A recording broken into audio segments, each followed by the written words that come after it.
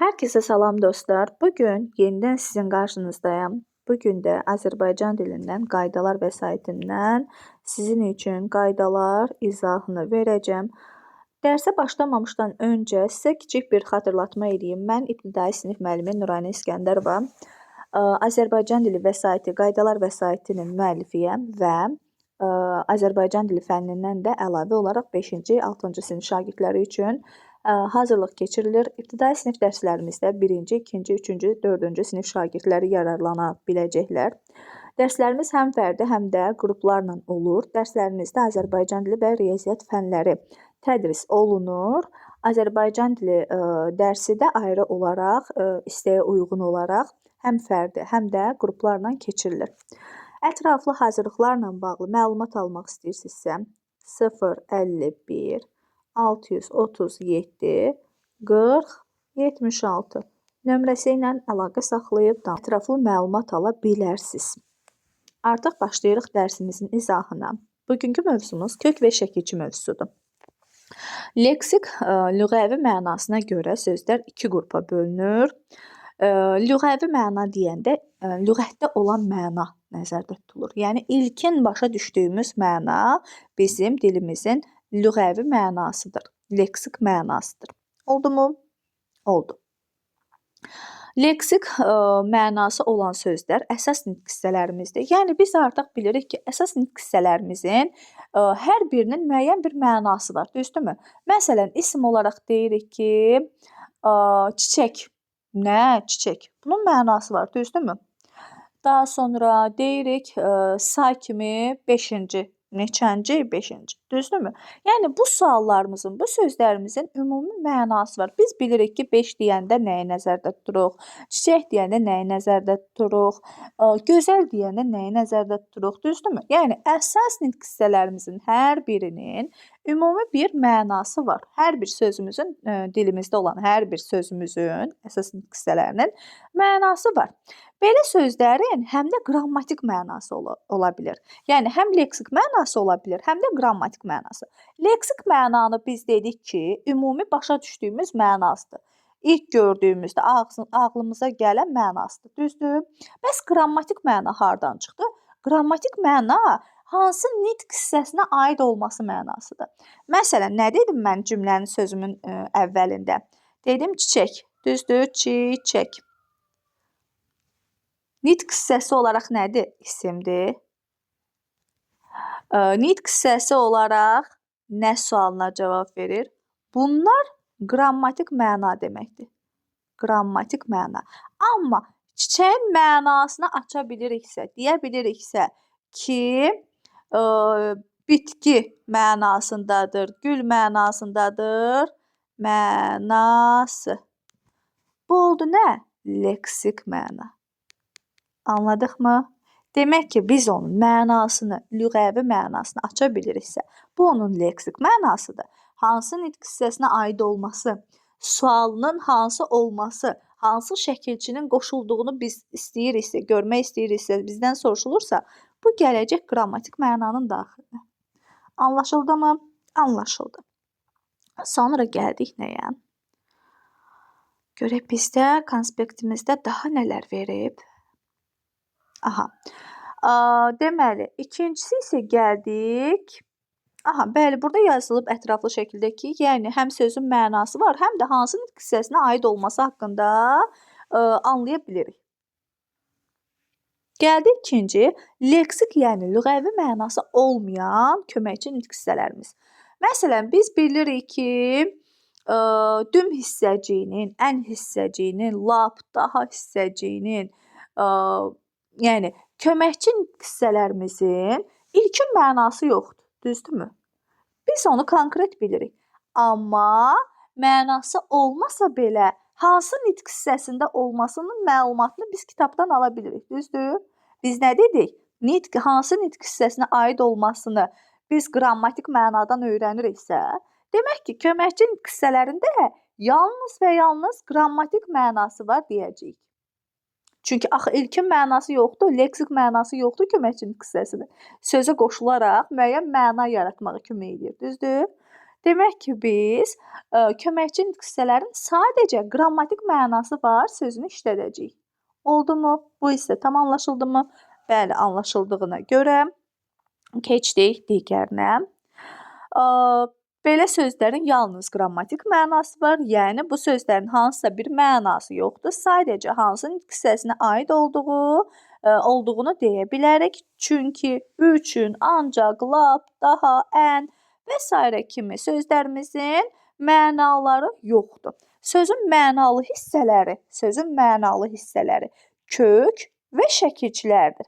Şəkilçinin də ayrılıqda bir mənası yoxdur ha.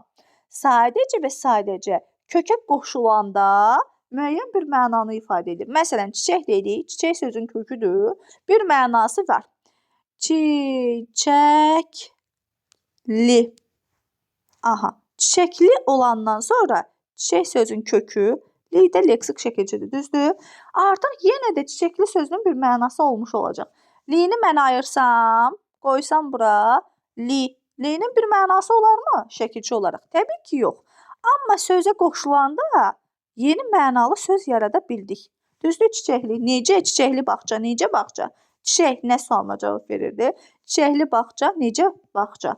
Necə sualına cavab verdi? Elədi sifət. Yəni sözə birləşəndə şəkilçi bir mənanı ifadə edə bildi. Ayrılıqda şəkilçinin qəti bir mənası yoxdur. Oldumu? Oldu. Gəl görək sonra qaydamızda nə deyir? Kök deməli sözün ayrılıqda işlənə bilən, müstəqil leksik və qrammatik mənası olan hissəsinə deyilir və işarəsi bu işarə olacaq. Bunu artıq bilirik hər birimiz. Şəkilçi sözün ayrılıqda işlənə bilməyən, yalnız kökə qoşulmaqla leksik və ya qrammatik məna yaradan hissəsinə deyilir. Bayaqki dediyim nümunə ilə olan izahımdır. Şəkilçilər yazılışına görə, şəkilçilər mənasına görə leksik və qrammatik mənada ola bilir. Şəkilçilər yazılışına görə bir cür, iki cür və dörd cür yazıla bilir. Mənşəyinə görə alınma və milli ola bilir. Qoşulma yerinə görə söz önü və söz arxasında oluna bilir. Dedik ki, bəzi şəkilçilərimizdə söz önü və yaxud da söz arxası ola bilir. Məsələn, evdəki, ev sözünə dəki şəkilçisini sözün harasına qoşduq? Sonuna qoşduq. Məsələn, vəfa, bivəfa deyə biliriksə, öndə ola bilir şəkilçi. Oldumu? Leksik şəkilçidirmi? Bəli, leksikdir. O da sadəcə ön şəkilçilərimiz, alınma şəkilçilərimizdir. Milli ön şəkilçilərimiz qəti yoxdur. Oldumu? Oldu. Kök və şəkilçinin bəs fərqi nədir? Kök ayrılıqda müstəqil işlənir, şəkilçi işləmir dedik. Kök müstəqil olaraq suala cavab verir dedik, şəkilçi cavab vermir dedik.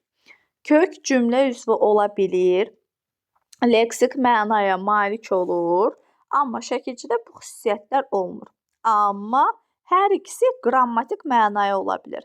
Mənaya malik ola bilir. Çünki hər ikisinin hansı nitq hissəsi, hansı yerdə olmasını biz deyə bilirik. Düzdürmü? Quruluş, bax, qrammatik məna belə deyək. Quruluş mənanı ifadə edir. Quruluş deməkdir. Oldumu? Hansı quruluşa getməsini də, hansı quruluşda olmasını da biz qrammatik mənaya əsasən bilirik. Həm köməkçi nitq hissəsinin qrammatik mənası olur, həm şəkilçinin qrammatik mənası var, həm də sözümüzün köklərinin qrammatik mənası var. Oldumu? Anlaşıldımı tam? Əla. Gəldik indi şəkilçi olan sözlər. Şəkilçilər sözün kökünə dəyişə bilmir. Şəkilçilər sözün kökünə ya da başlanğıc formasını artırıla bilir. Şəkilçilər iki qrupa bölünür, leksik və qrammatik şəkilçilər. Biz başlanğıc formanı nə dedik? Məsələn, ev. Gəl yazaq buradan. Evdəkilər. Nə dedik başlanğıc formaya? Sözün kökü evdir. Dəki leksik şəkilçidir. Lərdə cəm qrammatik şəkilçimizdir. Düzdür? Başlanğıc forma sözün qrammatik şəkilçiyə qədər olan hissəsinə deyilir. Yəni qrammatik şəkilçini biz götürmürük. Oldu? Qrammatik şəkilçiyə qədər olan hissəsi bizim sözün başlanğıc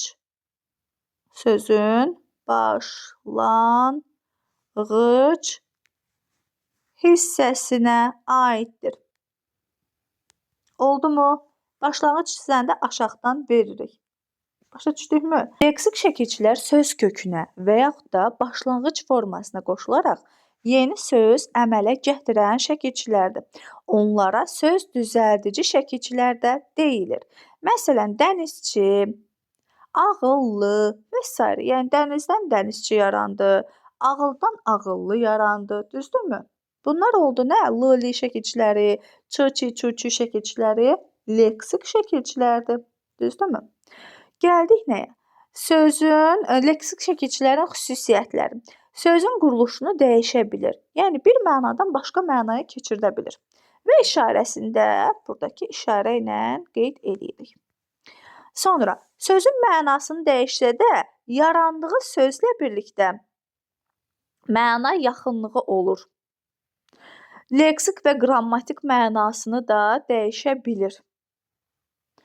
Sözlər arasında əlaqələndirmə rolunu oynamır. Sözün formasını dəyişmir.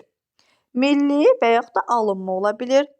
Bəzi şəkilçilər ahəng qanununa tabe olur, bəziləri isə tabe olmur. Qrammatik şəkilçilər sözün formasını dəyişdirən sözlər və cümlələr arasında qrammatik əlaqə yaradan şəkilçilərdir. Onlara söz dəyişdirən şəkilçilər də deyilir.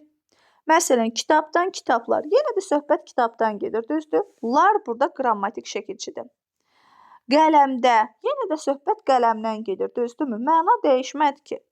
Düzdür?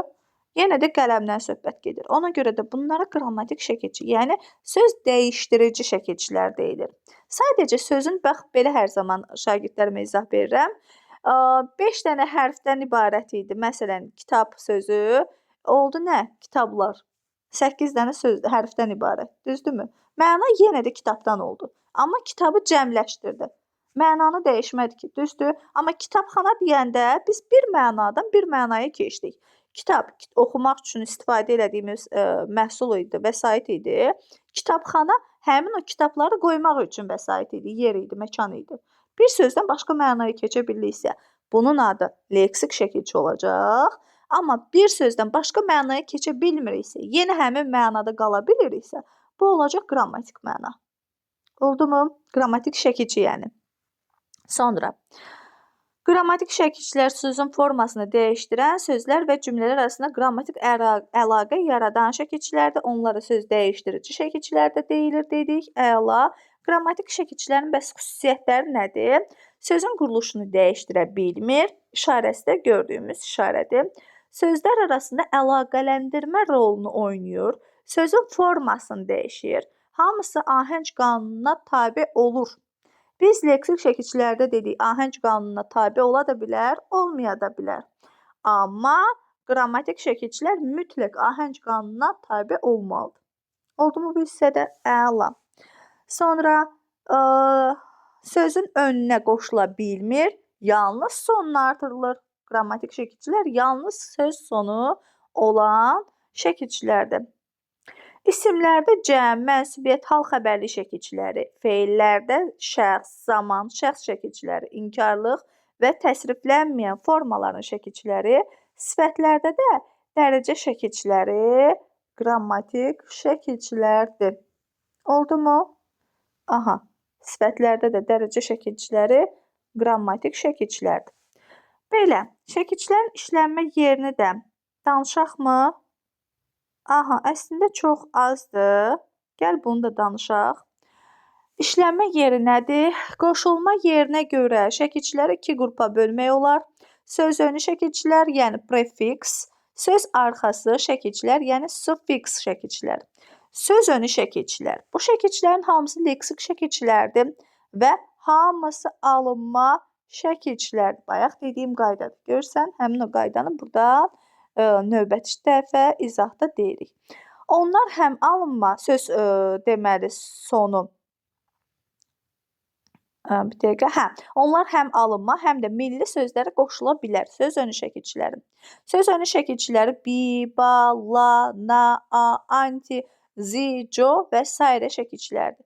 Nadinc, nabələd, cömərd, zişur, ba, səfa, bi, vəfa, la, məkan, anormal, antihumanist və sairə kimi şəkilçilər ön şəkilçilərdir. Söz arxası şəkilçilər. Bu şəkilçilər həm leksik, həm də qrammatik şəkilçilərə daxildir. Vəfasız, yaxşılıq, evdən, rayondakılardan, yazdırmaq və s. Şəkilçilər 1 variantlı, 2 variantlı və 4 variantlı ola bilir. 1 variantlı şəkilçilər daş, sal, gil, xana, stan, gah, pərvər, pərəst, amiz, kar, keş, saz, ban, baz, gər, dar, dan, ən, paz və s. kimi şəkilçilərdir. 2 variantlı şəkilçiləri isə da üstü 2, dan, lan, lar, a, malı, ası, sa, lə, laş, an, acaq, ar və s. şəkilçilərimizdir. 4 variantlı şəkilçilərimiz isə ın, üstü 4, ı, ıntı, ımtıl, çı, lıq, lıdır, dır və s. ola bilir. Söz kökünə öncə leksik, sonra isə qrammatik şəkilçilər qoşulur. İstisna halımızda var. Ç üstü 4, sız üstü 4, gil və dakı leksik şəkilçilərdən öncə qrammatik şəkilçi işlənə bilər.